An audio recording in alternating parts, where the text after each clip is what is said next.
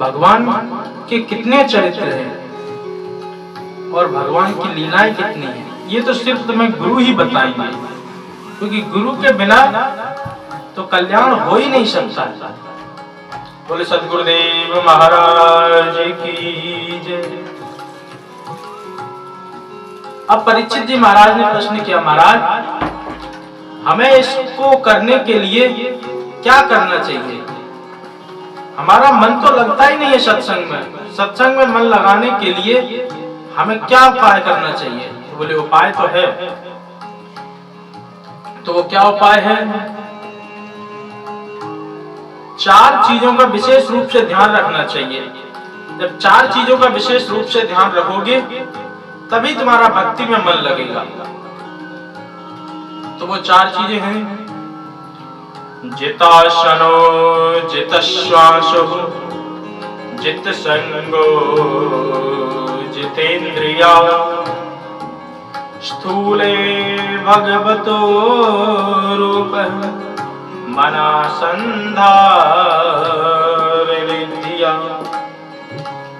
तो जितासनो,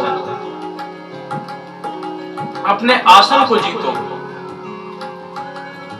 खूब सुखासन में बैठ करके अभ्यास करना चाहिए। पद्मासन कभी लगाओ, कभी सुखासन में बैठो, और जब भी आसन लगाओ तो ये रीढ़ की हड्डी है एकदम सीधी होनी चाहिए, उसी से ही आसन सिद्ध होता है। तो खूब प्रयास करके अपने आसन को सिद्ध करना चाहिए। इसका नाम जितासन। और दूसरा जितश्वास, अपनी श्वास पर संयम रखना चाहिए। कुंभक रेचक पूरक की प्रक्रिया से प्राणायाम करना चाहिए। पहले एक नासिका को दबाएं और दूसरे नासिका से श्वास को खींचें, और फिर दोनों नासिकाओं को बंद कर लें और फिर धीरे धीरे एक नासिका से निकाल दें। तो खींचने का नाम पूरक, और जो बीच में रोकेंगे वो कुंभक, और जब एक नाक से निकालेंगे तो रेचक। पूरक, कुंभक, रेचक की विधि से प्राणायाम को करना चाहिए। परंतु एक चीज का विशेष ध्यान रखें कि श्वास खींचने का और श्वास को छोड़ने का समय भले ही कम हो, परंतु रोकने का अधिक प्रयास करना चाहिए। जितना ज्यादा से ज्यादा रोक लेंगे उसी से ही मन आपका संतुलन में रहेगा, क्योंकि श्वास की और मन की बहुत निकटता है। वो दोनों आपस में बहुत निकट हैं। जैसे हमारे कभी मन में गुस्सा आ जाती है तो गुस्सा आते ही हमारी श्वास भी तेज तेज चलने लगती है, और जब मन शांत रहता है तो श्वास अपने आप ही अच्छी तरह चलती रहती है। तो मन और श्वास का निकटतम संबंध है, बहुत ही गहरा संबंध है। इसीलिए इनका विशेष रूप से अपने मन और प्राणायाम को एक मेल में रखना चाहिए। जितनी देर प्राणायाम करो बिल्कुल प्रसन्न चित्त होकर के प्राणायाम करो। मन में किसी भी तरीके का क्षोभ मत रखो, उसी से ही प्राणायाम सिद्ध होता है। और तीसरा बताया जित संग। संग भी 2 प्रकार का होता है,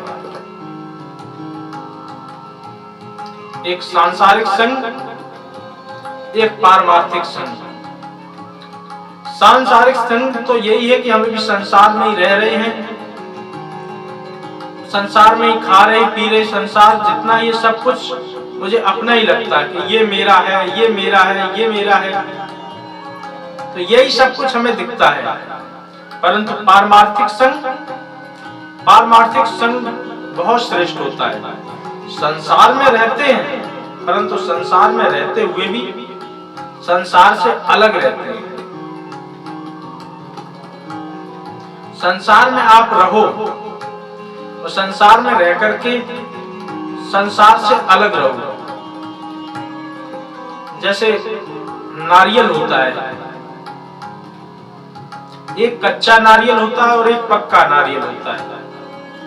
कच्चे नारियल की क्या विशेषता है कि जब नारियल फोड़ोगे तो उसके साथ में जो गरी का गोला है वो भी फूट जाएगा, तो इसका मतलब ये कच्चा नारियल है। और पक्के नारियल में जब पक्के नारियल को फोड़ोगे तो खाली नारियल नारियल फूटेगा, गोला नहीं फूटेगा। परंतु विचार करो कि वो गोला नारियल में रहते हुए भी धीरे धीरे धीरे धीरे अपने आप को उस नारियल से अलग कर लिया उसने। अब नारियल फूटे उसको कोई परवाह नहीं। इसी प्रकार हम संसार में रहते हैं तो हम कच्चे नारियल की तरह हैं कि ये मेरा है, ये मैं इससे चिपका हूं। इस तरीके से एक दूसरे से बहुत घनिष्ठ प्रीति है।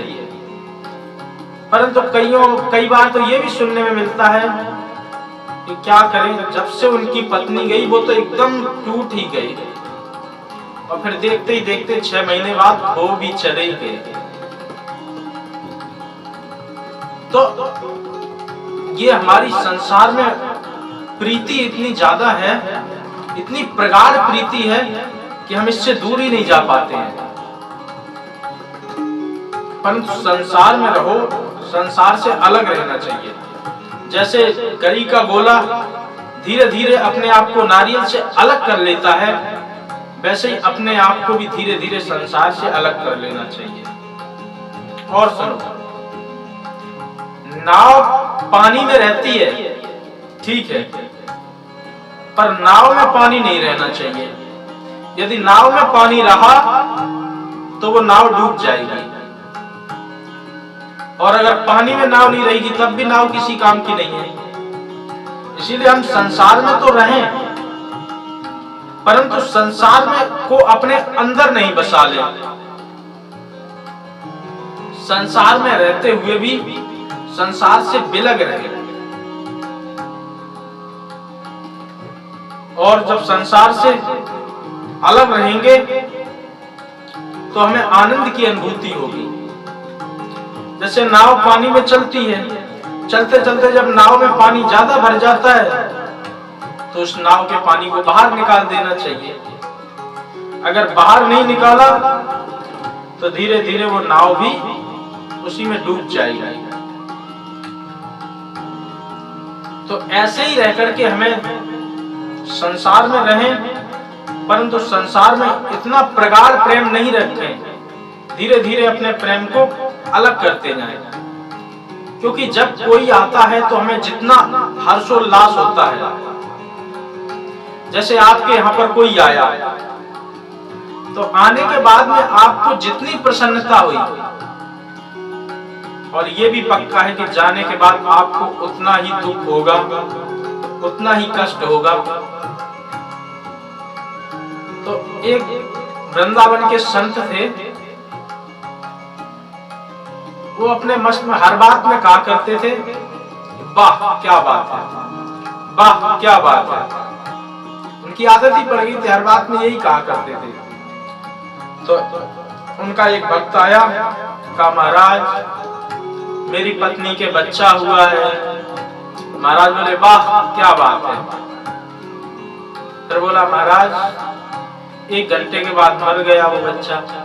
महाराज बोले वाह क्या बात है। अब भक्त को तो अच्छा नहीं लगा, लेकिन महाराज की अपनी मस्ती। संसार में रह रहे हैं, उसके बाद भी संसार में लिप्त नहीं है, संसार से अलग है। न किसी के आने में हर्षोल्लास होता है, न किसी के जाने पर दुख होता है। इसी को कहते हैं सच्चा बैराग। हम लोगों का तो मरकट जैसा बैराग होता है। जब घर से थोड़ी हुई खटपट तो चल बाबा के मठ पर। कि अगर बाप बेटे ने कुछ बाप को कह दिया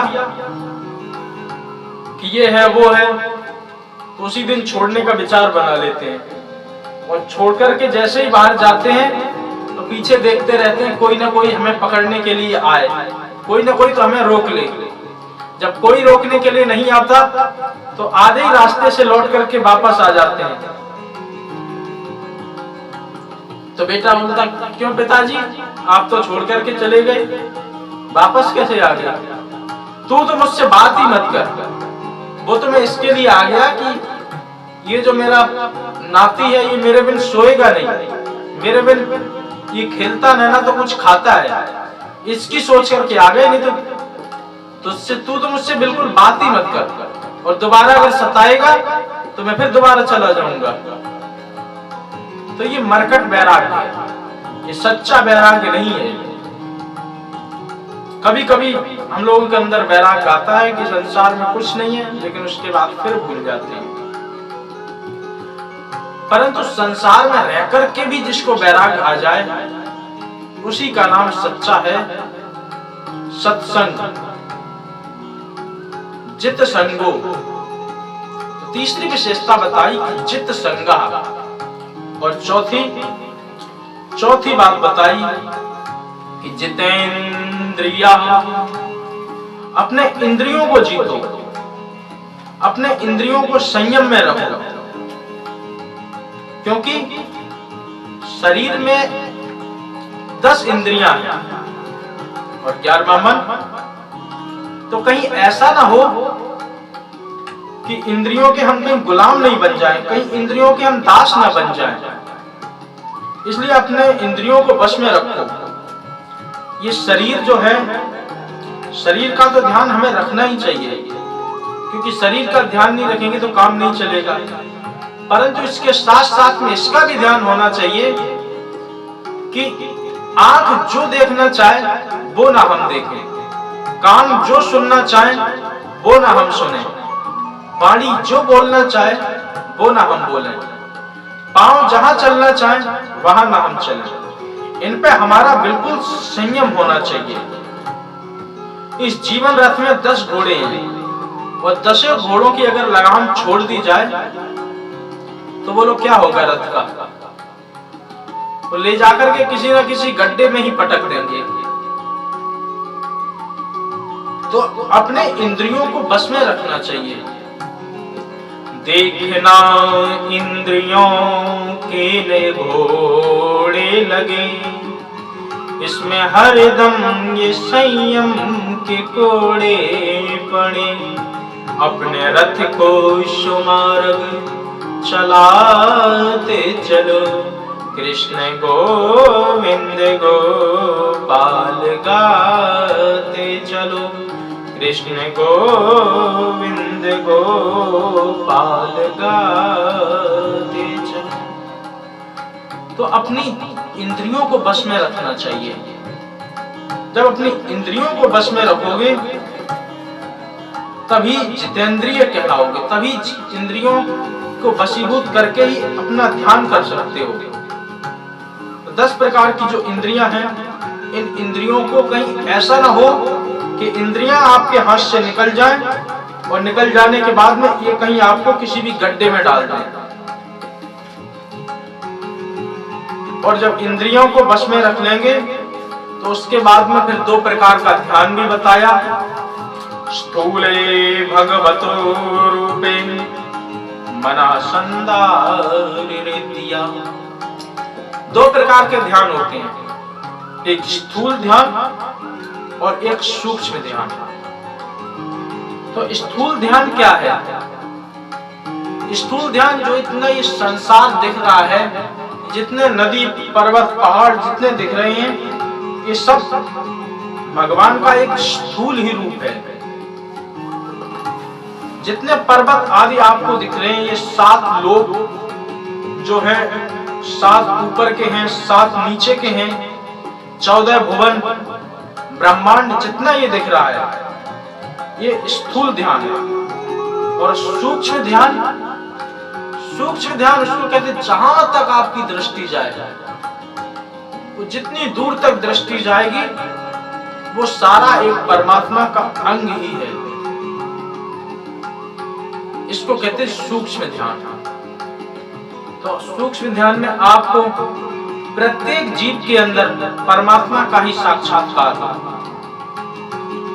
तो नामदेव महाराज जो थे, गुरु की कृपा पाकर के उन्हें ऐसी दृष्टि आ गई कि वो सूक्ष्म ध्यान में भी इतने निपुण हो गए। एक बार नामदेव महाराज ठाकुर जी का भोग लगाने के लिए जा रहे थे, तो उन्होंने अच्छी तरह रोटी सेक करके रखी, बढ़िया टिक्कर बनाए और बनाने के लिए कहा कि इनका भोग लगाते हैं, उससे पहले इनको चुपड़ लेते हैं। तो जब चुपड़ने के लिए अंदर से घी लेने के लिए चले गए, तो अंदर जब लौट करके आए तो देखा एक कुत्ता उन सारे टिक्करों को मुंह में दबाया और बाहर भाग गया। तो जब ये दृश्य देखा नामदेव जी महाराज ने, तो पीछे पीछे उसके जाने लगे।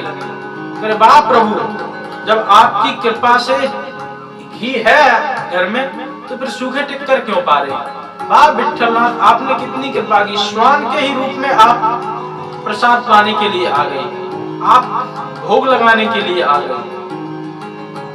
तो जब ऐसी दृष्टि हो जाएगी, किसी का नाम सूक्ष्म ध्यान है। सिया राम में सब जग जानी, करो प्रणाम जोर जुग पानी। जितना भी संसार में जीव जंतु पेड़ पौधे जितने भी दिख रहे हैं, इनमें यदि परमात्मा का साक्षात्कार होने लगे, इसी का नाम सूक्ष्म ध्यान है। और ऐसे सूक्ष्म ध्यान का प्रयास इतनी आसानी से नहीं होता है। उसके लिए परीक्षित इन 4 बातों का विशेष रूप से ध्यान रखना पड़ता है। जितासनो, जितश्वासो, जित संगो, जितेंद्रिया। इन 4 बातों का जब विशेष रूप से ध्यान रखोगे, तभी तुम जाकर के ध्यान कर सकते हो, तभी तुम्हारा मन ध्यान में लगेगा। अन्यथा ध्यान करते हुए भी उसमें मन ही नहीं लगा पाओगे। तो बोल भक्त वत्सल भगवान की जय।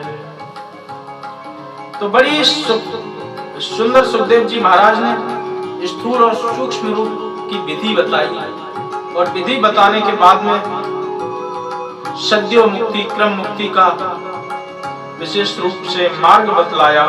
जो कि ब्रह्मलोक के सुखों को भोग करना चाहते हैं, वह अपने सूक्ष्म शरीर को भी लेकर के पूर्ण गति ऊपर के लोक में जब जाते हैं, जाने के बाद में परमात्मा का, उस परमात्मा के परम तत्व का पान करते हैं। और पान करने के बाद में सूक्ष्म शरीर से ही परमात्मा का विशेष रूप से ध्यान करते हैं, और अंत में उसी में विलीन हो जाते हैं।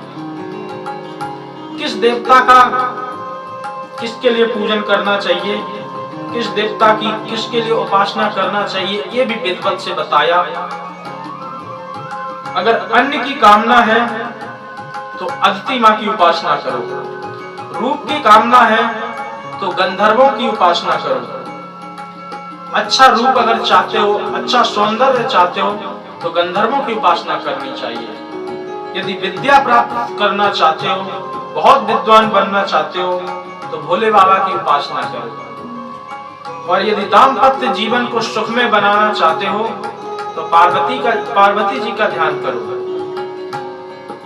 जैसे कि दाम्पत्य जीवन बन गया, और दाम्पत्य जीवन में यदि आपका अच्छी तरह नहीं चल पा रहा है, रोज खटपट होती है, तो ऐसे व्यक्तियों को माता पार्वती जी की शरण में जाना चाहिए और उन्हीं का ध्यान करना चाहिए, क्योंकि माता पार्वती जी दाम्पत्य जीवन को संभाल करके रखती है।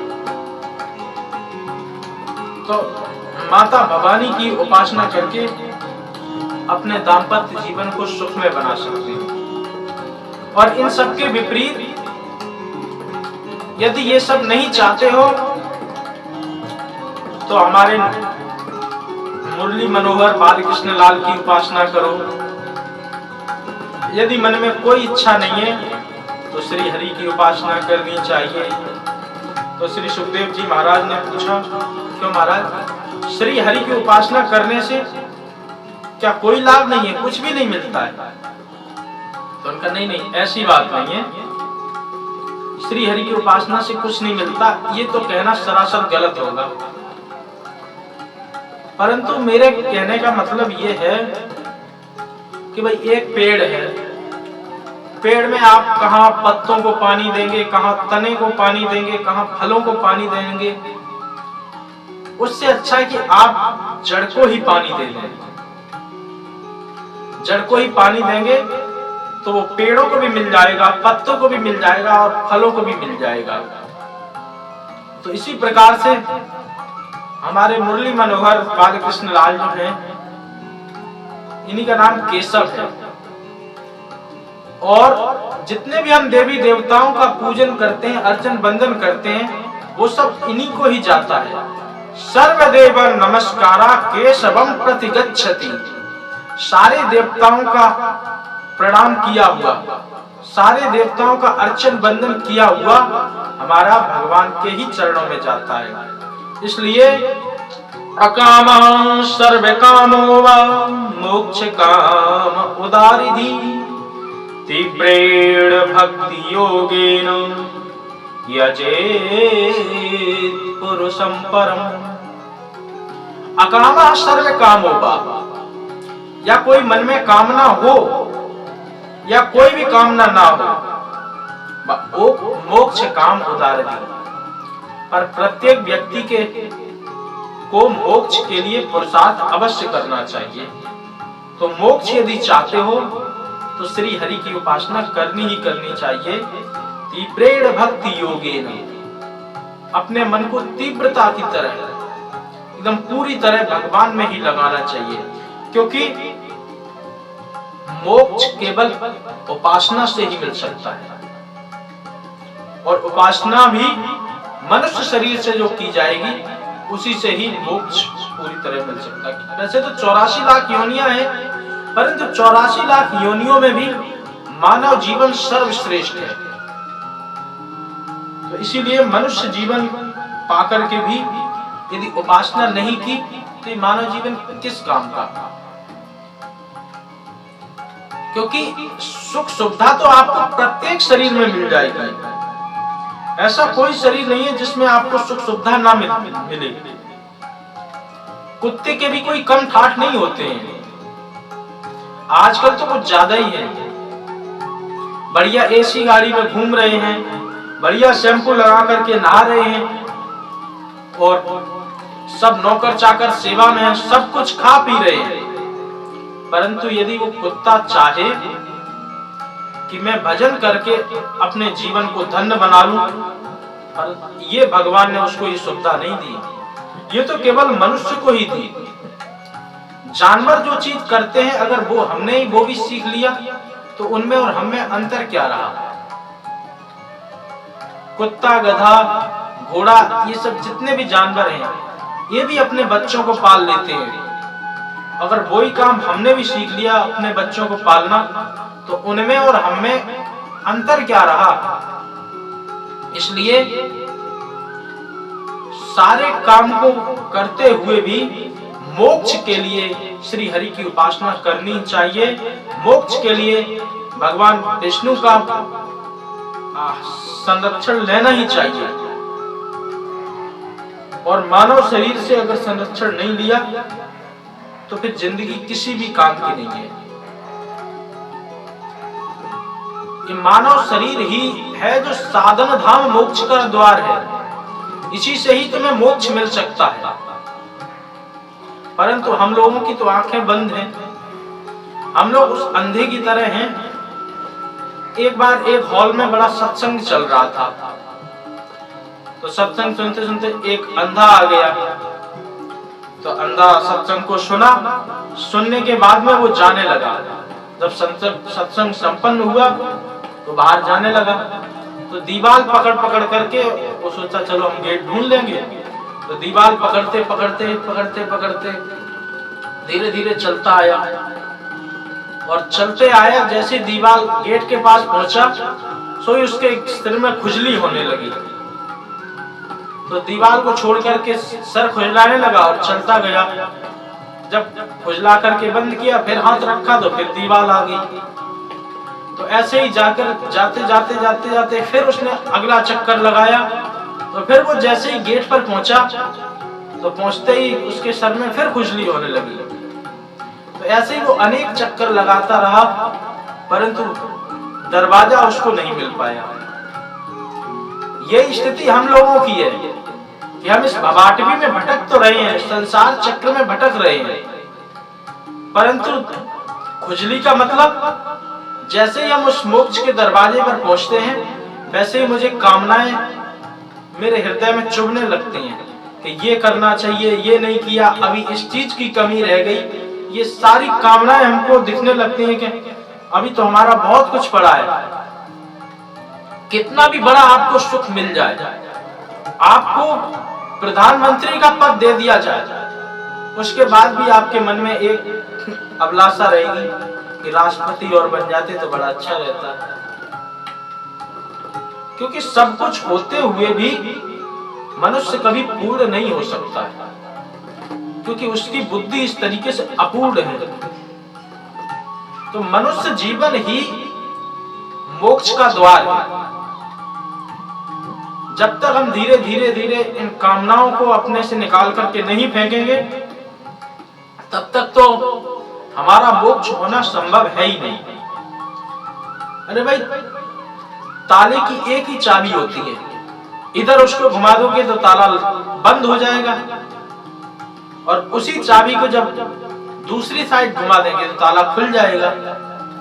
तो मानव जीवन ही उस मोक्ष के ताले की दरवाजा चाबी है, और यदि उस चाबी को ठीक ठीक से नहीं उपयोग किया तो वो चाबी पड़ी पड़ी किसी काम की नहीं रहेगी। फिर संसार चक्र में ऐसे ही भटकते रहेंगे, भटकते भटकते अंत में एक दिन ये आएगा कि पछताने के अलावा हमें कुछ भी नहीं मिलेगा। इसीलिए अपने मन को भगवान की भक्ति में लगाना चाहिए। तीव्रेण भक्ति योगेन यजेत पुरुषम परम। यदि करना ही चाहते हो तो उस परम पुरुष का यजन करो, उस परम पुरुष का पूजन करो, उसी से ही आपका मोक्ष हो सकता है। तो इस प्रकार से बड़ी अच्छी तरीके से श्री सुखदेव जी महाराज ने महाराज परीक्षित को ध्यान का रूप बताया, किस देवता की किसकी उपासना करना चाहिए, और साथ ही साथ में मनुष्य जीवन का बड़ा ही महत्व बताया कि मनुष्य जीवन किस काम के लिए है। अब श्री परीक्षित जी महाराज ने प्रश्न किया, महाराज एक बात बताओ कि भगवान ने सृष्टि की रचना कैसे की है।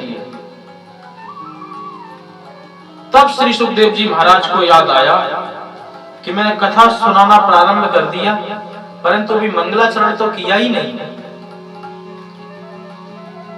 तो फिर अब श्री सुखदेव जी महाराज मंगलाचरण करते हैं, तो आइए उनके साथ हम भी मंगलाचरण करें।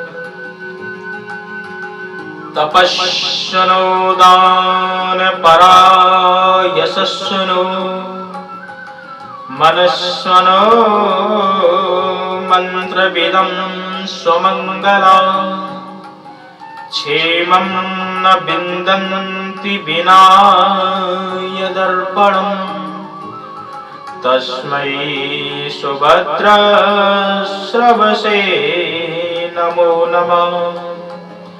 यत्कीर्तनं यत्स्मरणं यदीक्षणं यद्वन्दनं यद्वर्णं यदर्पणं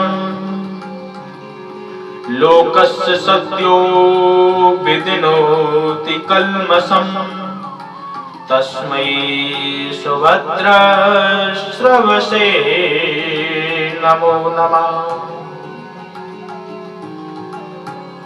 यत् कीर्तनम यत् स्मरणम यदीक्षणम,